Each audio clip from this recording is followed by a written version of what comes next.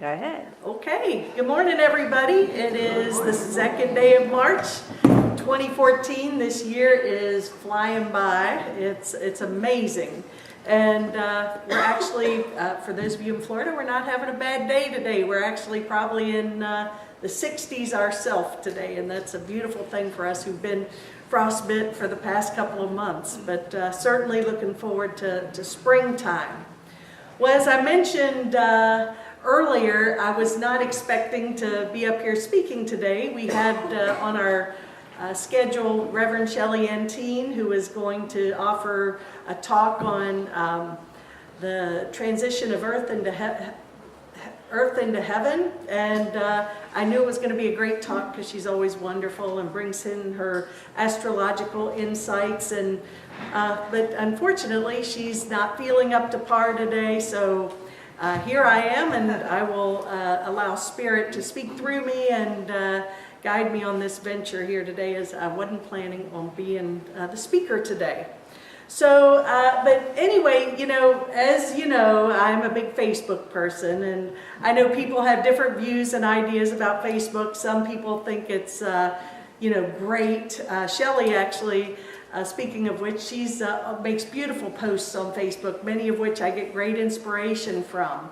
I get a lot of good inspiration from Facebook. I know some people use it to publicize their political and their stances politically and their thoughts about the world, which may be doom and gloom, and that's certainly their right and privilege as well. But I get a lot of great material from Facebook and get inspired from it. And, like they say, take what you like and leave the rest. And I certainly find great things. As a matter of fact, the forgiveness prayer that I did in the meditation was something I just popped up on my screen this morning. So it's good stuff. But one thing that particularly struck me this week was an article by Ariel Ford. And Ariel Ford is, she's an author. She wrote a book on relationships. She was Deepak Chopra's personal assistant for many years. And she is also the sister of Debbie Ford, who recently made her transition about a year ago, and wrote many great books, and one being The Dark Side of the Light Chasers, and a great teacher. And so Ariel is, needless to say, a woman who is out there making things happen, speaking, teaching, writing, promoting, doing all sorts of good work. And she wrote an article that touched me, and I want to go into that in a minute, but I want to lead into that with a few things first, a few ideas. Another quote that I saw, which, boy, I can relate to. People all the time say, I don't know how you do what you do. And used to, I was be like, oh, well, I can do anything, and I'd sort of take pride in that. And that's not the case anymore. It's like, now it's like, what the heck are you thinking? And there's, enough of that already. And the quote was very simple, and it said, stop the glorification of being busy.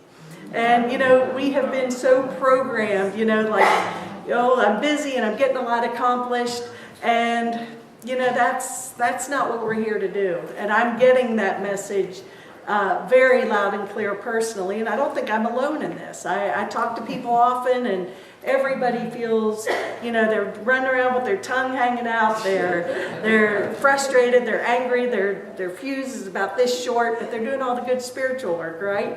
I don't think that's really the purpose of our being here.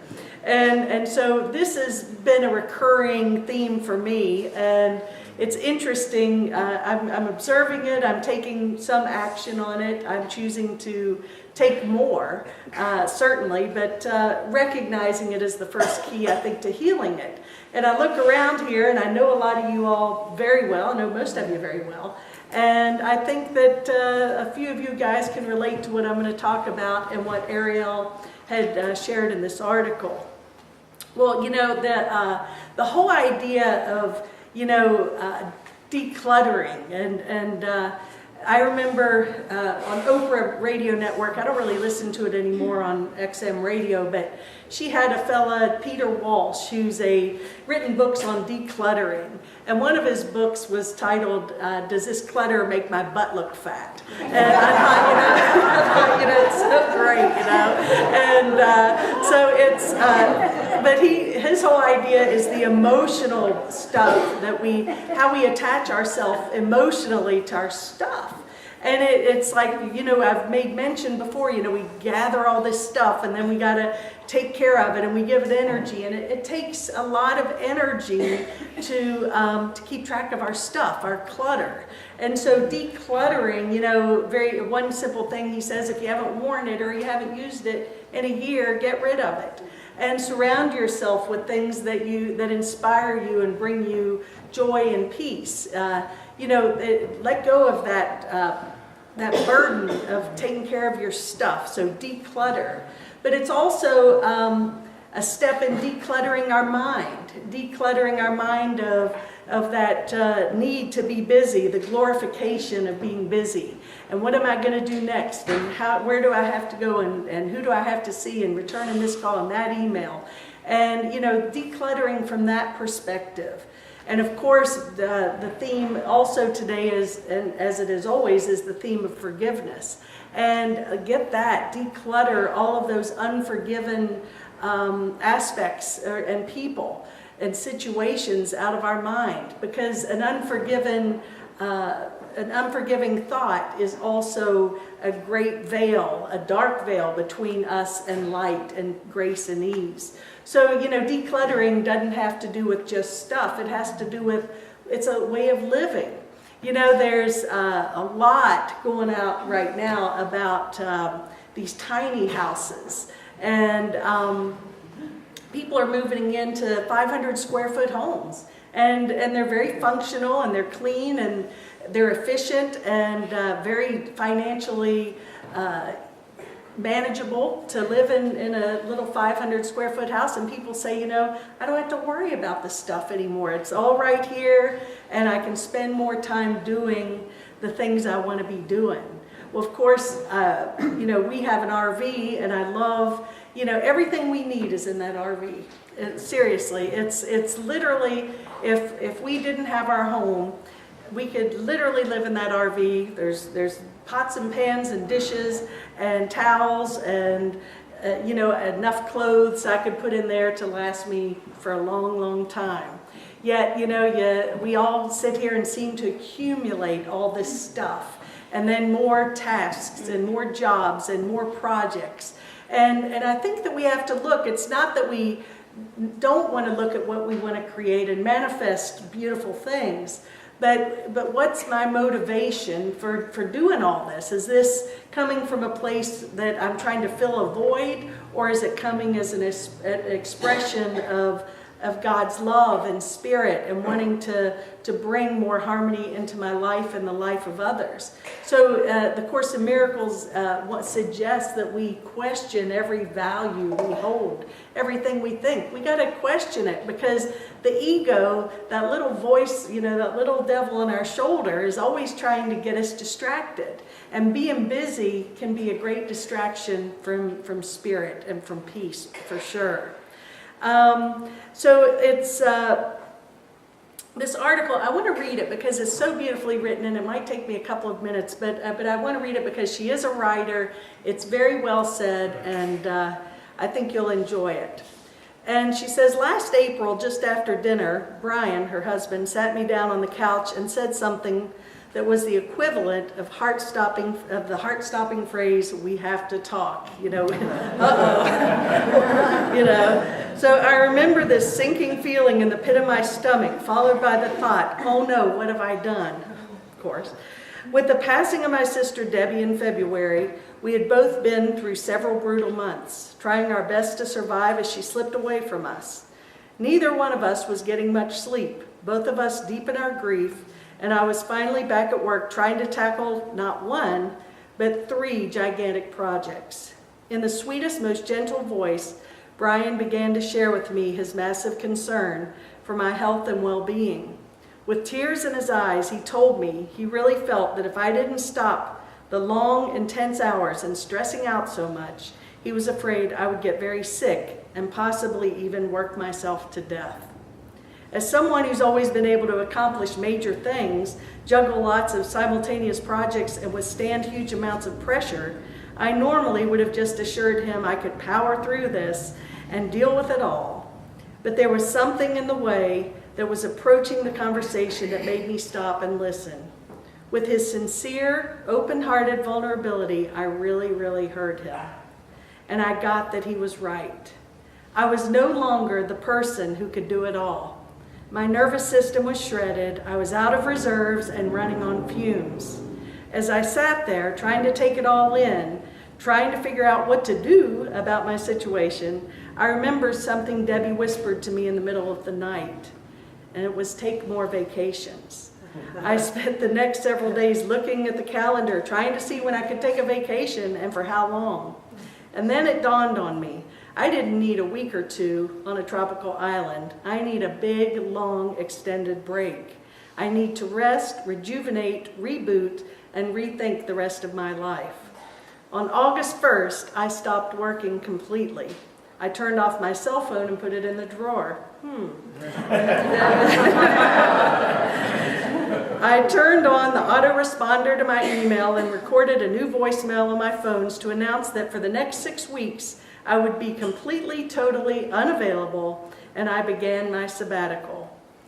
One of my ongoing thoughts was, what if I get bored? How will I fill my days? Could I really do this, completely unplug? I am happy to report yes. For the past 83 days, I've been sleeping in, taking naps for the first time ever, reading lots of books, and reading lots of books. Brian and I are playing tennis and taking tons of beach walks. We've traveled to Bora Bora, Italy, and Romania. I'm cooking more and resting a lot. Every time I'd get an idea for a new project, I'd sit down, close my eyes, breathe deeply, and wait for it to pass. Yeah, there you go. If the idea persisted, I wrote it down and then forgot about it. I've worked with doctors to restore my energy, had visits with acupuncturists and chiropractors, and my amazing partners at Evolving Wisdom gave me a huge gift of many massages.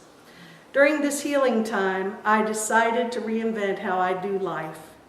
One of my biggest aha moments that I'm now experiencing a new kind of aliveness that's not fueled by adrenaline. Boy, I can relate to that. Can anyone relate to that adrenaline aliveness? Yeah, so I can.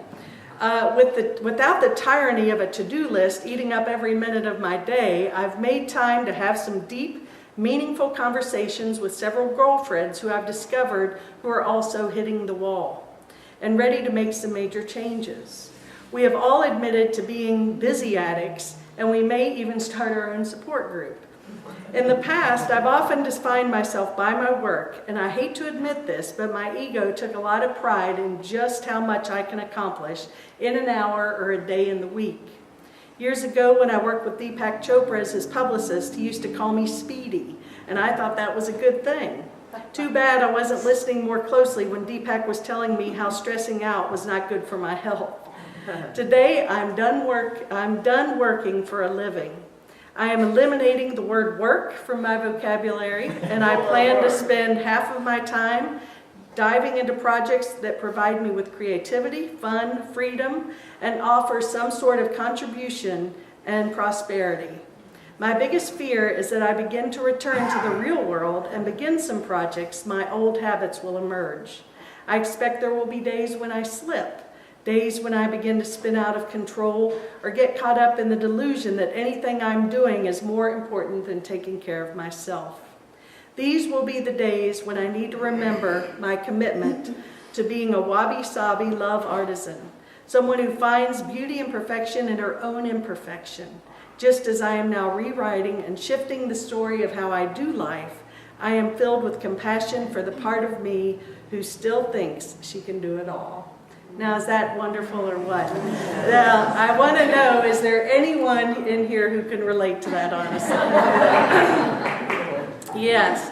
And I think that this is, it's like like Ariel says, she, I don't think we're alone in this. I have conversations with people often who share the same frustration, the same, and I think we have to look at what are we doing here? What are we, what's this journey all about?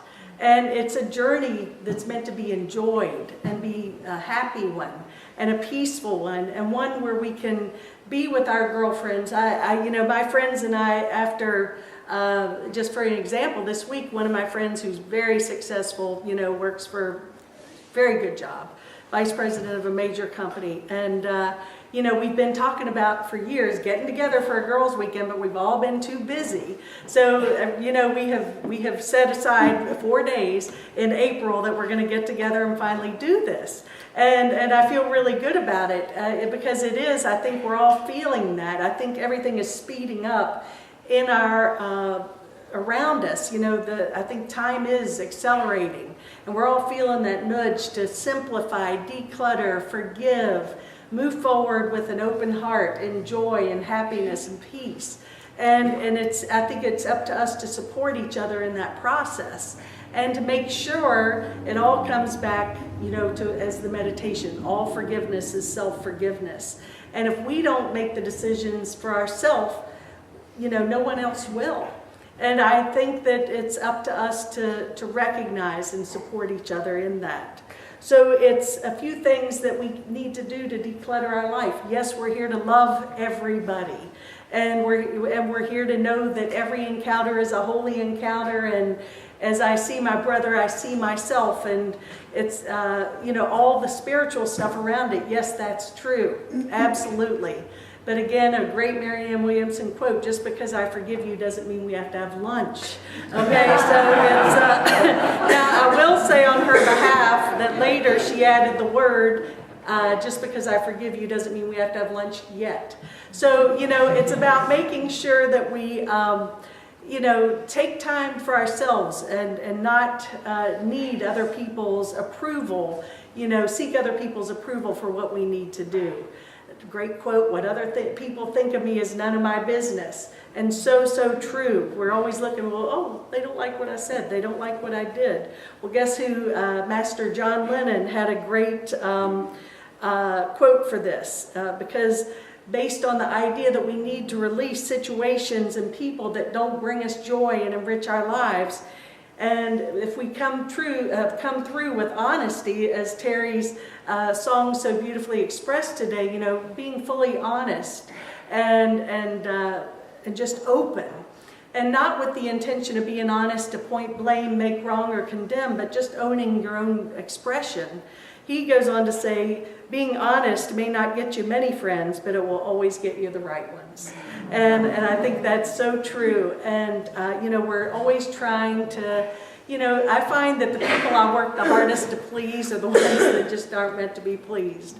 So it just is amazing to me. So I'm beginning to recognize these patterns in my own life. So, we can go home, we can begin to declutter, go into prayer, go into meditation, spend more time in nature, call people that you miss and love, and make time for those things that bring you the joy and happiness in your life. Today, of course, the news on the past 48 hours has been this chaos in the Ukraine and Russia. And maybe as we're speaking they're at war, I have no idea. But it's also, the power of self-forgiveness. As we forgive ourselves, as we forgive each other, we're lifting that deep energy. We're doing the healing work for everyone on the planet. So it's not about us going out and making a great statement, but just doing our own inner work. And I think the greatest thing we can do is what we focus on, of course, expands. And when you watch this, if you choose to, and become aware of the conflict that's going on, say, in Russia right now and the Ukraine, rather than getting fearful, judging, attacking, defending, it's about being centered, blessing everyone in the situation, and sending love without judgment and without an emotional attachment. Because when we do that, then we're really holding a space for healing. If I sit here and want to project my opinion on a situation, I'm doing nothing more than perpetuating that opinion in that situation. Now, yesterday we had a beautiful group here of a sacred circle called Creating True Presence. And it was with Goran and Sammy and Shelley. And we all came together to heal these wounds of the past. And we did that through the emotion code work. And it's really just these energetic, these energies that we carry with us. Not only, and the premise of this is when we clear this as a group or individually, we're clearing it for the entire universe. And we're clearing it for our ancestors. And it's really, really, really powerful. And Shelley made a little bit of a statement on Facebook yesterday that said, we did some good work for the collective, clearing unconscious fixed patterns of the belief that, we did good work for the collective, clearing unconscious fixed patterns of belief that don't allow us to be our authentic selves. In the moment, attending to its needs and communicated in a loving way that led us to peace and harmony. And so I think that we did the powerful work there, but it's continual. It's a process, and some big stuff came up, and it was only a group of, I think, 9 of us, but it was you could feel the power. And I know Mary shared with me that she carried that with her for several hours last night after she left. It was that powerful. And so it really is up to us to break that cycle, those patterns of hatred and insanity. Again, back to the Ukraine and Russian, this is an ancient hatred. And also when we see the Middle East conflicts, those are nothing new. They're patterns, they're cycles, and they're ancient. One of my favorite quotes from A Course in Miracles, it says, the holiest place on earth is where an ancient hatred has become a present love. And that's the vision I hold for the Middle East. That's the vision I hold for Ukraine and Russia. That's the vision I hold for the world. And that's the vision I hold for myself, because I know that there's still charges that come up in me that want to be right, that want to point the finger and condemn and attack and defend and so on and so forth. So it's about, you remember that gal, what was her name, Susan Powder, who had the spiky hair, and she'd like, break the insanity. I mean, that gal was, she had those infomercials, and hers was with about the cycle of yo-yo dieting and so on and so forth. But we all have these cycles, and they're going to continue to present themselves until we heal them. So recognize the patterns, take that deep breath, and choose peace, choose resolution, and lift that veil. And little by little, with every decision, every thought we have, we're going to get lighter and lighter and more aware. And I want to close with one of my favorite prayers from Mother Teresa. And it is something I think we can all relate to, and certainly if we could practice this, our world would certainly reflect more peace and love and harmony. People are often unreasonable and self-centered. Forgive them anyway. If you are kind, people may accuse you of ulterior motives. Be kind anyway. If you are honest, people may cheat you. Be honest anyway. If you find happiness, people may be jealous. Be happy anyway. The good you do today may be forgotten tomorrow. Do good. Give the world the best you have, and it may never be enough. Give your best anyway. For you see, in the end, it is between you and God. It was never between you and them anyway.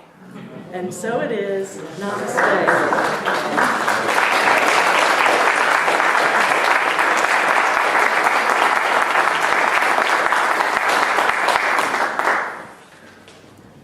The button.